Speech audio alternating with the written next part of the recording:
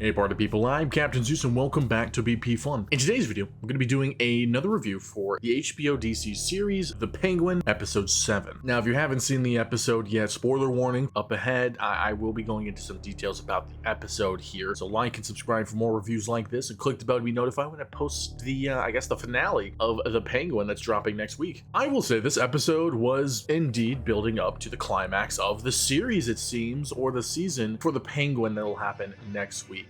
This episode, though, was kind of more focused on Oz's mom and her, in my opinion, uncomfortably close relationship with Oz. We see flashbacks of Oz as a kid, and he's kind of just like a mama's boy. He's just a kid that wants to suck up to people. That's what it seemed like at first, but then, you know, obviously, I think because of his bum leg, which I want to know how he got the bum leg, he has a bit of a chip on his shoulder, especially when it comes towards his brothers, who gets a little bit more attention than he does when it comes to his mom or really anyone else. And we learned that Oz killed his brothers, and he didn't seem remorseful about it. It seemed like, I mean, he was surprised they didn't come home, but it's not like from what we could see in this episode at least, it's not like he was really hurt about it. He didn't really care. He locked them in the sewers, and then it started raining, and they essentially just drowned in there, which is crazy. And because of that, Oz's mom is like broken, you know, to the point where she, I don't know, uses Oz as a crutch. It was really uncomfortable to see her be like, you're gonna have to give me all these things, like you're gonna need to take care of me, and, you know, taking him to a jazz club, they're dancing out there, which I'm like, okay, that's fine. I think some mother-son duos do that, but it was just so uncomfortable, the vibes that I got from Oz's mom and him. It was such a weird relationship, and I mean, that could also be into why they're so close, you know, in present day. But yeah, not really a big fan of that, but it does explain a lot of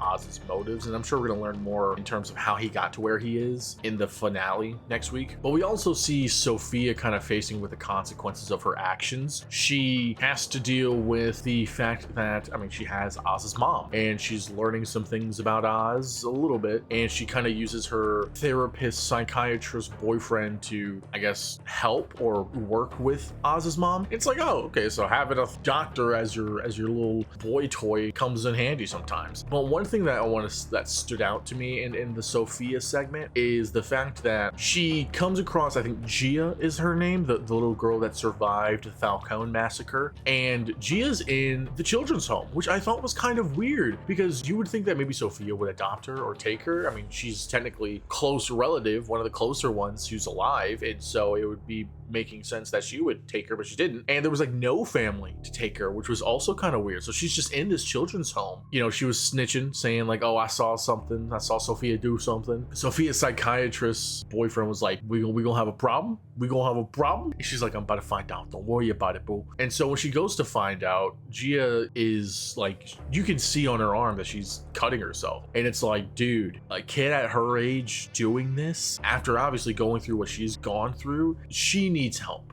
Like, this is a serious situation. That's when Sofia like sees herself in Gia. That's when she realizes the mistake, or maybe the lack of next steps with her, because she sees herself in her. She sees the children's home as the institution, or, you know, Arkham Asylum. It's such a sad cycle of harm and hatred that's being repeated with the Falcones. Maybe Gia becomes the next Hangman in the future. Who knows? That would be kind of crazy if I'm gonna be honest. Hangman 2. Sofia like lets her know, he's like, they had to die. Like, she ends up just telling the truth. She's like, they had to die. They were bad people. I don't feel bad about it, but you're gonna make something of yourself. You're gonna become a better person once you get out of here. And like I said, I still think it's weird that she didn't actually try to get her out of there. She just leaves her there. I don't know why. Maybe that's to make her a quote unquote self-made woman, but I think leaving her in there is gonna do more harm than good, because it's Gotham and they're not exactly the wealthiest. And then when she comes back and talks to her boy toy about the situation, his first reaction, which I thought was a little unusual, was not how to help her, was not, is she okay? It was, do we got a problem? So I feel he's been corrupted by Sofia 100%. Maybe this is the turning point for him. Maybe he becomes a comic book villain of some sort, or maybe, you know, he just dies in the next episode because he gets a little bit too brazen. He's a little bit too bold for his britches, because it seems like he's trying to be a lot more involved with Sofia's business than he needs to be. Or maybe he survives and picks up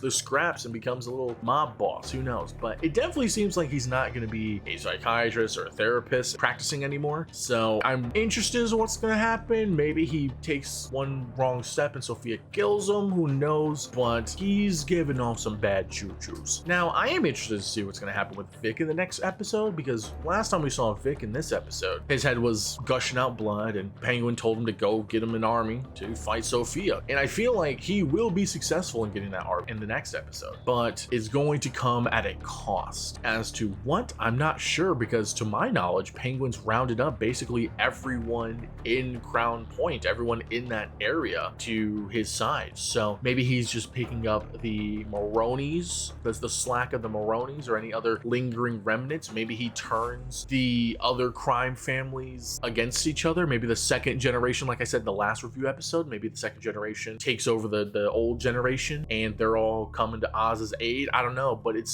definitely seems like Vicky's going to have a very hard time in the next episode. Other than that, I mean, Oz is in a really, really sticky situation. Sofia tricked him, planted the bomb in the truck and basically literally blew up his Bliss operation to the point where that bomb was crazy huge, because it like exploded a hole in the freaking road in that little crossway. So it looks like Crown Point's going through another disaster here. I don't know, I don't think Batman's gonna pop up, but I think it'd be nice to see a Batman reference of him helping people because of this situation, because of this crime war. But that's gonna be having huge effects in Gotham and in the show in the next episode, because of Sofia just blowing a hole through the middle of Crown Point. But I like this episode very much. It was pretty informative in terms of backstory as well as some character motives. I will say it could have been longer or maybe a little bit better with certain segments. So I'd probably rate this episode a 7 out of 10. Maybe I'd rate it a 7.5 out of 10. It wasn't bad. I'm really hoping the next episode really puts the cherry on top here though. Sophia is just bad as frick. I just want to put that out here. Every time I see her in this show, she just gets badder and badder, and it's just like, dog, I can't. Anyways, that's gonna be it for me in this episode. What do you guys think? Please let me know in the comments below. I'm Captain Zeus, and I'll catch you guys later.